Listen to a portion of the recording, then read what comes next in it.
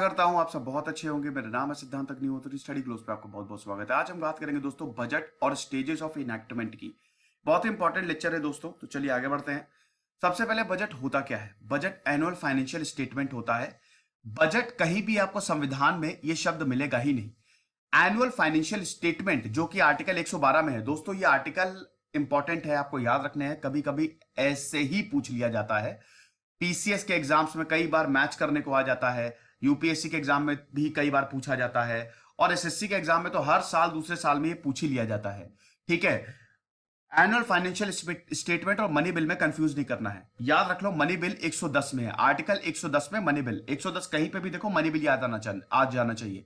112 annual financial statement यानी कि budget से डील करता है। ठीक है, तो 112 और 110 याद रखो। 110 money bill, 112 annual financial statement. हमारा जो फाइनेंशियल ईयर है आपको पता ही है, वो 1 अप्रैल से लेकर 31 मार्च तक होता है। भैया इतने एक साल में 1 अप्रैल से लेकर 31 मार्च तक जितनी सेविंग्स करनी है, इन्वेस्टमेंट करना है, कर लो, फिर आईटीआर भरने में काम आता है ना। टैक्सेस वापस मिल जाते हैं, मतलब जो आपने जो पैसा टैक्स में नहीं किया होता है वो आपको वापस मिल जाता है। तो बजट में क्या क्या होता है? देखिए, बजट में हमारी दो पॉलिसी होती है, आपको पता ही है। एक होती है हमारी मॉनेटरी पॉलिसी, एक होती है हमारी फिस्कल पॉलिसी। मॉनेटरी पॉलिसी जो है वो इन्फ्लेशन से डील करता है, लिक्विडिटी एडजस्टमेंट से डील करता है, और ये हमारा सरकार नहीं, हमारी सेंट्रल बैंक बनाती है। ठीक है ना, जैसे हमारे यहाँ आरबीआई मॉनेटरी पॉलिसी को बनाता है। मुद्रास्फीति, पैसे को कैसे मैनेज किया जाए। फिस्कल पॉलिसी की बात करें दोस्तों, तो ये आपके एक्सपेंडिचर, आपने कितना कमाया और कितना खर्च किया, ठीक है, और कर वसूलने में, टैक्स वसूलने में, टैक्स को रेस करने में, रेवेन्यू को रेस करने में, इन सब में फिस्कल पॉलिसी यूज होती है। हालांकि फिस्कल पॉलिसी में आपको बहुत अच्छे से समझाऊंगा, अब इसके डिवीजन पे मैं नहीं जा रहा हूं। ठीक है, कि कैपिटल एक्सपेंडिचर और ये सब, अभी उस पर मैं नहीं जा रहा हूं। फिलहाल आप समझ लीजिए कि फिस्कल पॉलिसी बेसिकली हमारी रेवेन्यू और रिसीप्ट से डील करती है। ठीक है ना, तो भैया आपका फिस्कल डेफिसिट कितना है वो आपको बताना पड़ता है। ठीक है, सब कुछ आपको पूरा डिटेल देना पड़ता है, और बाकायदा प्लान बताना पड़ता है कि जो आप पैसे, जो आपके पास रेवेन्यू और रिसीप्ट आ रही है, मतलब जो आप ये जो पूरा इसमें तरह तरह की स्कीम्स लेके आ रहे हैं और ये तरह तरह की बातें कर रहे हैं, ये सब इसीलिए है कि आप पैसे को मैनेज कैसे करेंगे, आने वाले साल में आप क्या क्या करने वाले हैं, फिस्कल डेफिसिट को कम कैसे करेंगे, बजट डेफिसिट। तो ये सारी चीजें बजट में होती हैं। समझ रहे हैं, हमारी इकोनॉमिक और फाइनेंशियल पॉलिसी होती है। ठीक है, जो हमारी रेवेन्यू स्पेंडिंग प्रोग्राम्स होते हैं, न्यू स्कीम्स, वो सब बजट में होता है। ठीक, कॉन्स्टिट्यूशनल प्रोविजनल क्या है, प्रोविजंस क्या है? देखिए, 2016 से पहले तक रेलवे बजट और जनरल बजट को अलग अलग इंट्रोड्यूस किया जाता था। रेलवे बजट को रेलवे मिनिस्टर प्रेजेंट करता था, जनरल बजट को फाइनेंस मिनिस्टर प्रेजेंट करता था। लेकिन 2016 में इन दोनों को मर्ज कर दिया गया। अब रेलवे बजट और जनरल बजट को साथ में पेश किया जाता है। ठीक है, याद रखिएगा कि 1921 में रेलवे बजट और जनरल बजट को सेपरेट किया गया था। अब 2016 में वापस इसको मर्ज कर दिया गया। तो इसके कॉन्स्टिट्यूशनल प्रोविजन क्या है? सबसे पहले तो राष्ट्रपति जो है दोनों हाउसेस के समक्ष ये रखेगा। बजट की बात करें, अब इसके बिहाफ पे फाइनेंस मिनिस्टर लीड करता है, ये भी आपको पता ही है। भैया अगर आपको पैसे चाहिए, अगर आपको ग्रांट चाहिए, तो प्रेसिडेंट रिकमेंड करेगा। ठीक है ना, प्रेसिडेंट रिकमेंड करेगा ये भी। उसके बाद consolidated fund of India, consolidated fund of India, contingency fund of India, public account fund, इस पे हम अलग से बात करेंगे। ठीक है, अगला लेक्चर होगा कंसोलिडेटेड फंड, और इन 3 फंड्स पे मैं बताऊंगा। ठीक है, हालांकि कंसोलिडेटेड फंड ऑफ इंडिया पे की इस पे भी हम बात करते रहेंगे इस लेक्चर में। Consolidated fund of India main fund होता है। सरकार को पैसे चाहिए, कहां से लेगी? तो consolidated fund of India, consolidated नाम ही है ना, जो पैसा आ रहा है वो कंसोलिडेटेड में ही जा रहा है। ठीक है, लेकिन यहां पे पैसा निकालना इतना आसान नहीं होता है, वोटिंग चाहिए भैया। कंसोलिडेटेड फंड ऑफ इंडिया में वोटिंग होनी चाहिए। ठीक है, तो एप्रोप्रिएशन लॉ बनाने चाहिए बाकायदा। यहां पे एप्रोप्रिएशन लॉ बनते हैं कि कंसोलिडेटेड फंड ऑफ इंडिया से आप पैसे निकाल रहे हैं तो क्यों निकाल रहे हैं। ठीक है, तो ये चीज आपको। उसके बाद अगर कोई भी टैक्स इंपोज करने पे बिल आ रहा है, तो उसको भी राष्ट्रपति जो है वही रिकमेंड करेगा। याद रखिएगा, बजट, मनी बिल, इन सब में लोकसभा को ज्यादा ताकत होती है। ये मैं आपको ऑलरेडी बता चुका हूं। इस तरीके का बिल, जैसे कोई भी टैक्स को रेस करने का बिल है, वो राज्यसभा में इंट्रोड्यूस हो ही नहीं सकता, है ना। तो ये चीज है, ये सब देख लीजिएगा दोस्तों। उसके बाद पार्लियामेंट के पास ताकत है रिड्यूस एबॉलिश टैक्स, मतलब किसी भी टैक्स को रिड्यूस या एबॉलिश कर सकता है, बट वो इंक्रीज नहीं कर सकता। ठीक है, और उसके बाद no tax shall be levied और collected except by the authority of law. तो ये प्रोविजंस है। अब आपको बता दूं कि देखने का मतलब ये, आप इसको एक बार पढ़ लीजिएगा, मैंने आपको पूरा अच्छे से समझा दिया है, ठीक है। उसके बाद ये देख लीजिए दोस्तों, देखिए मनी बिल के मामले में मैं आपको सब कुछ बता चुका हूं, ठीक है, कि मनी बिल या फाइनेंस बिल, इसमें हमेशा लोकसभा को ज्यादा ताकत होती है, राज्यसभा को ज्यादा ताकत होती नहीं है। राज्यसभा वोट भी नहीं कर सकता, लोकसभा ही वोट करता है, ठीक है। तो ये आई होप इसमें आपको कोई प्रॉब्लम नहीं होगी। पिछली बार मैंने आपको सब समझा दिया था जब मैंने बिल्स की बात की थी। अब हम कंसोलिडेटेड फंड ऑफ इंडिया को देखते हैं। देखिए कंसोलिडेटेड फंड ऑफ इंडिया की बात करें तो ध्यान दीजिएगा, दो तरीके के एक्सपेंडिचर होते हैं, मतलब पैसे को कैसे खर्च करना है, पैसे को कैसे निकालना है, ठीक है। दो तरीके के एक्सपेंडिचर दिए गए हैं, ठीक है। एक होता है एक्सपेंडिचर चार्ज, बहुत ध्यान से सुनिएगा, expenditure charge upon the consolidated fund of India. दूसरा होता है expenditure made from the consolidated fund of India. दोनों में फर्क बहुत ही बड़ा होता है। चार्ज एक्सपेंडिचर जो है भाई, जाहिर सी बात है, नाम देखिए, चार्ज किया जा रहा है तो इस पे वोट नहीं किया जाएगा। कंसोलिडेटेड फंड ऑफ इंडिया से जो पैसा चार्ज किया जा रहा है, जो पैसा निकाला जा रहा है, उस पे वोट नहीं किया जाएगा। लेकिन expenditure made from the consolidated fund of India, ठीक है, उस पे वोट किया जाएगा। डिफरेंस क्या है दोनों के बीच में, आप ये समझ लीजिए। अगर हम एक्सपेंडिचर चार्ज की बात करते हैं, कंसोलिडेटेड फंड ऑफ इंडिया पे एक्सपेंडिचर चार्ज किया जा रहा है, तो उसमें सैलरीज आ जाती हैं। अब आप खुद समझिए कि राष्ट्रपति को, deputy chairman of Lok Sabha, deputy speaker of Lok Sabha की सैलरी को, जजेस ऑफ द सुप्रीम कोर्ट की सैलरी, जजेस ऑफ हाई कोर्ट की सैलरी, कैग की सैलरी, पीएससी जो पब्लिक सर्विस यूपीएससी के जो मेंबर्स होते हैं उनकी सैलरी, ठीक है, इन सब की सैलरी के लिए हम वोट करेंगे। क्या आपकी जब सैलरी मिलती है तो वोटिंग होती है आपकी कंपनी में कि सैलरी देनी है कि नहीं, नहीं होती है ना। तो भैया एक्सपेंडिचर चार्ज में ये सैलरीज आ जाती हैं, इस पे वोटिंग नहीं होगी, ठीक है। लेकिन इसके अलावा expenditure made from the consolidated fund of India, इस पे वोटिंग होती है बकायदा। जी हां, पार्लियामेंट में expenditure made from the consolidated fund of India, इन सबको सैलरीज को हटा के अगर आपको पैसा चाहिए तो वोटिंग होती है, आपको फिर वोट करना पड़ेगा, ठीक है। अब हम बात करते हैं ये 6 स्टेजेस की, बजट को कैसे प्रेजेंट किया जाता है, इनैक्ट किया जाता है, ठीक है। उसके बाद फिर बजट पास हो जाता है। तो सबसे पहले दोस्तों हम देखते हैं, ये आप देख लीजिए दोस्तों, आप इसको हम एक एक मतलब पॉइंट बाय पॉइंट अब डिस्कस करते हैं। सबसे पहले क्या होगा, प्रेजेंटेशन होगा, ठीक है, राइट सी बात है, प्रेजेंटेशन। अब प्रेजेंटेशन बजट पहले, जैसा कि मैंने बताया, दो पार्ट में, पहले तो रेलवे बजट, ठीक है, और जनरल बजट। रेलवे बजट पहले और जनरल बजट बाद में, अब दोनों को मर्ज कर दिया गया है।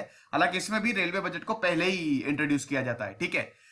अब हम देखते हैं कि यहां पे जनरल बजट को लोकसभा में इंट्रोड्यूस किया जाता है, ठीक है। फाइनेंस मिनिस्टर जो है वो 1 से 1.5 घंटे की स्पीच देता है, और जब ये पूरी स्पीच खत्म हो जाती है, ठीक है, तो राज्यसभा के पास जाता है ये। लेकिन राज्यसभा खाली इसको डिस्कस कर सकता है, ठीक है, वोट नहीं कर सकता। याद रखिएगा, जनरल बजट में वोट नहीं कर सकता जो ग्रांट्स पे डिमांड होती है, ठीक है। ग्रांट्स मतलब आप समझ रहे ना, पैसे की मांग। ग्रांट मतलब क्या होता है कि भैया पैसे दो, पैसे चाहिए, ठीक है, तो डिमांड होती है इस पे, ठीक है। यहां पे लोकसभा बोलता है, बाकायदा वोटिंग होती है, ठीक है। तो यहां पे जो ग्रांट होता है उस पर लोकसभा डिस्कस नहीं कर सकता। राज्यसभा के पास पावर नहीं होती है कि वो वोट कर दे, लोकसभा के पास सारी पावर होती है। प्रेजेंट हो गया, ठीक है, उसके बाद डिस्कशन होता है ना। अब डिस्कशन कुछ दिन बाद शुरू होता है, ये दोनों हाउसेज में होता है, ठीक है। 3 से 4 दिन तक ये डिस्कशन चलता है, जो मेंबर्स हैं वो डिस्कस करते हैं, और फाइनेंस मिनिस्टर जो सवाल होते हैं उसको रिप्लाई करता है। तीसरा होता है स्क्रूटनी बाय डिपार्टमेंटल कमिटीज। देखिए 24 डिपार्टमेंटल स्टैंडिंग कमिटीज होती है, वो एग्जामिन करती हैं, ठीक है ना। और यहां पे जो ग्रांट्स, जैसे बजट में ग्रांट्स होते हैं, पैसा चाहिए, ठीक है, तो ये डिपार्टमेंटल कमिटीज जो हैं ये बकायदा इसको देखेंगी, है ना, देखेंगी, और जो ग्रांट है, डिमांड फॉर द ग्रांट है, ये कंसर्न्ड मिनिस्ट्री के पास भेजेंगी, ठीक है, और उसके बाद रिपोर्ट तैयार होगी बकायदा। समझ गए आप, पहले प्रेजेंट किया बजट, दूसरे में डिस्कस किया, तीसरे में ये कमिटीज के पास गया, फिर कमिटीज देखेंगी इस बजट को, जो डिमांड है, जो ग्रांट करना है, ठीक है, डिमांड ऑन ग्रांट्स, उसको देखेंगे, उस पर रिपोर्ट तैयार होगी बकायदा। उसके बाद रिपोर्ट तैयार होगी, वोटिंग होती है, ठीक है। डिमांड फॉर ग्रांट्स के लिए वोटिंग होती है, ठीक है, जो डिपार्टमेंटल स्टैंडिंग कमिटीज रिपोर्ट अपनी तैयार करती हैं, उस रिपोर्ट के आधार पर बाकायदा वोट किया जाता है कि पैसे को देना है कि नहीं देना है। समझ गए? और ये जो डिमांड्स है वो मिनिस्ट्री वाइज, जिस मिनिस्ट्री ने पैसा मांगा है मिनिस्ट्री वाइज इसको प्रेजेंट किया जाता है। ठीक है, वोटिंग होती है यहां पे। दो चीजें आप नोट करिए। सबसे पहले तो अगेन मैं फिर से बता रहा हूं, जो वोटिंग ऑफ डिमांड्स है पूरे राइट्स लोकसभा के पास है, राज्यसभा के पास कोई पावर है ही नहीं। राज्यसभा डिमांड्स पे वोट नहीं कर सकता। और याद रखिएगा ये जो वोटिंग है ये खाली votable part of the budget पे है, यानी कि expenditure made from the consolidated fund of India. ये चीज आप समझे? अभी आप इससे कनेक्ट करिए। ये जो पूरी वोटिंग हो रही है ये किस पे हो रही है? ये इस चीज पे, expenditure made from the consolidated fund of India. Charge expenditure पे नहीं हो रही है वोटिंग। समझ गए? अब ये बहुत इंपॉर्टेंट है, ये अक्सर आपको समझ में नहीं आता होगा। ठीक है, देखिए ये जो ये स्टेज होती है, चौथी स्टेज, ठीक है, यहां पे जो वोटिंग होती है, अब मान लीजिए सरकार जो है वो कुछ ऐसी पॉलिसी ले आई जो पूरी तरीके से जो देश को है वो प्रॉब्लम क्रिएट करे। ठीक है, उससे देश को वित्तीय घाटा हो, फाइनेंशियल लॉस हो, है ना, और वो पैसे जो है वो बिना बात के लिए जा रहे हैं, तो मेंबर्स के पास ये ताकत होती है। मेंबर्स जो हैं वो मोशंस को मूव कर सकते हैं। अब ये मोशंस क्या हैं? कोई भी डिमांड ऑफ ग्रांट अगर इनवैलिड है या गलत रीजंस के लिए पैसे लिए जा रहे हैं, कंसोलिडेटेड फंड ऑफ इंडिया से निकाले जा रहे हैं, तो यहां पे उसको खत्म किया जा सकता है। कैसे? इस तरीके के मोशंस को कहते हैं policy cut motion, economy cut motion और token cut motion. Policy cut motion की बात करें दोस्तों, पूरी पॉलिसी को ही डिसअप्रूव कर दो। जो मोशन मूव किया जा रहा है, मान लीजिए कंसोलिडेटेड फंड ऑफ इंडिया से जो एक्सपेंडिचर लिया जा रहा है वो गलत है, तो यहां पे पॉलिसी कट मोशन को मूव किया जाता है कि आपकी पॉलिसी को हम मानेंगे ही नहीं। तो जो पूरी की पूरी डिमांड है ना उसको 1 रुपए तक सीमित कर दिया जाता है। 1 रुपए ले लो, जाओ 1 रुपए से जो करना है कर लो। 1 रुपए तक पूरी की पूरी डिमांड को सीमित कर दिया जाता है, इतने ही पैसे मिलेंगे। ठीक है, तो ये होता है पॉलिसी कट, जब पूरी की पूरी पॉलिसी को ही नकारना होता है। फिर होता है हमारा इकोनॉमी कट मोशन। ठीक है, अगर मान लीजिए कि किसी ये जो एक्सपेंडिचर लिया जा रहा है, ठीक है, किसी तरीके से हमारी इकोनॉमी को इफेक्ट करेगा, तो ये पैसे तो नहीं बताता कि कितने से कट किया जाएगा, लेकिन इसमें जितना पैसा जरूरी है उतना रिड्यूस किया जाएगा। Amount of the demand be reduce by specified amount. ठीक है ना, तो जो डिमांड का अमाउंट है वो कुछ अमाउंट के लिए रिड्यूस किया जाएगा। ये आप समझे कि नहीं? मतलब जैसे कट मोशन में तो 1 रुपए से रिड्यूस पूरी पॉलिसी को ही खत्म कर दो। इकोनॉमिक कट मोशन में कोई पैसे यहां पे नहीं असाइन किए गए हैं, स्पेसिफिक अमाउंट जो है वो रिड्यूस किया जाएगा। ठीक है, टोकन कट में ये पूरी जो पॉलिसी है उसको 100 रुपए तक, ठीक है, amount of demand be reduce by ₹100, 100 रुपए तक इसको रिड्यूस किया जाएगा। तो ये है, ये 3 तरीके के मोशंस को पास किया जाता है।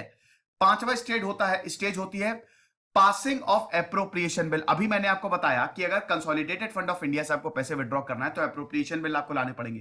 ठीक है, तभी आप consolidated fund of India, again इसमें चार्ज एक्सपेंडिचर नहीं आ रहा है, याद रखिएगा। ठीक है, तभी आप पैसे निकाल सकते हैं। ठीक है, तो इस तरीके की अगर हम बात करें, ये जो एप्रोप्रिएशन बिल होते हैं, ये जब लोकसभा पास करती है और प्रेसिडेंट एसेंट देता है तो ये एक्ट बन जाता है। ठीक है, तो ये इसका मतलब यही है कि सरकार जो है वो कंसोलिडेटेड फंड ऑफ इंडिया से पैसा विड्रॉ नहीं कर सकता है जब तक एप्रोप्रिएशन बिल पास ना हो, जैसा कि मैंने आपको भी बताया।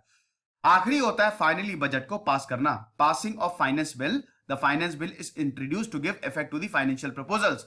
इस पूरे के पूरे बजट को पास कर देना। ठीक है, कोई दिक्कत नहीं है दोस्तों। अब इसमें यहां पे हम देखते हैं, अगर इसमें कोई अमेंडमेंट भी, कोई चेंजेस भी करने हैं तो आप कर सकते हैं। ठीक है, फाइनेंस बिल के केसेस में चेंजेस भी, अमेंडमेंट्स भी हो सकते हैं। ठीक है, तो ये चीज है। अब दोस्तों हम ग्रांट्स की बात कर लेते हैं। ग्रांट्स आप देख लीजिए, ठीक है, कि ग्रांट्स की कब कब जरूरत पड़ती है। एक तो होता है सप्लीमेंट्री ग्रांट, ठीक है, ये अप्रोप्रिएशन एक्ट के थ्रू लिया जाता है। एडिशनल, जब ज्यादा पैसे की जरूरत होती है। एक्सेस, ठीक है, ज्यादा और भी ज्यादा पैसे की जरूरत होती है। ठीक है, ये सब लिखा, इसको आप देख लीजिएगा दोस्तों। ये थोड़ा सा मैं आपके ऊपर ही छोड़ रहा हूं। ठीक है, ग्रांट को मैंने आपको बहुत अच्छे से समझा दिया है, आप ये ग्रांट्स को बस थोड़ा सा अच्छे से पढ़ लीजिएगा। ठीक है, तो दोस्तों अब हम अगले पार्ट में बात करेंगे consolidated fund of India, public account और कॉन्टिजेंसी फंड ऑफ इंडिया। ठीक है, तो इस लेक्चर को हम देखेंगे ये तीनों में क्या डिफरेंस होता है। कंसोलिडेटेड फंड ऑफ इंडिया पे मैंने अभी आपको समझा दिया कि कंसोलिडेटेड फंड ऑफ इंडिया क्या होता है, लेकिन पब्लिक अकाउंट और कॉन्टीजेंसी फंड ऑफ इंडिया भी हम देखेंगे। खुश रहिए, पढ़ते रहिए। दिस इज सिद्धांत अग्निहोत्री साइनिंग ऑफ।